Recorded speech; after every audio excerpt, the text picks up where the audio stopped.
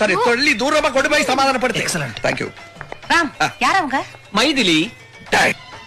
இப்ப அப்படிதானே நீங்க கூப்பிட்டீங்க? ஆமா தானே? ஞொட்டு. யாரு? இல்ல இதோ வரேன். அதாவது உங்க காது தவறி என் வாயில விழுந்திருக்கும். காது தவறு வாயில வந்துச்சா? வளரல.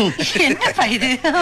இல்ல அது என்னன்னா, நான் வந்த அவளை மைத்துனின்னு கூப்பிட வந்தது காது தவறி உங்களுக்கு மைத்திலின்னு கேட்டிருக்குன்னு சொல்ல வரேன்னு நினைப்பீங்க. அது இல்ல, நான் அவளை மைத்துனின்னு கூப்பிட வந்தது மைத்திலின்னு ஏன் வாய் தவறி வந்துருச்சு அவ்வளவுதான். ஓகே, நேக்கு புரிஞ்சிருத்து.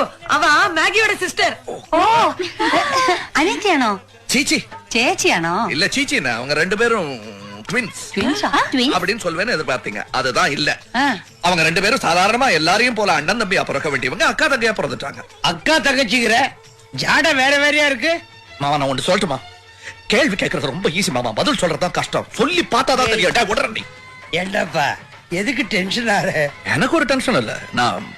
எனக்கு இப்ப என்ன சொல்றதுன்னே தெரியல மாமா. ஐயோ இல்ல எதனா சொல்லிடுவேன்னு வச்சுக்க. இவங்க அக்கா தங்கச்சிக்குள்ள சண்டை என்னாலதான். மனசிலாய் இல்ல லாயெல்லாம் இல்ல.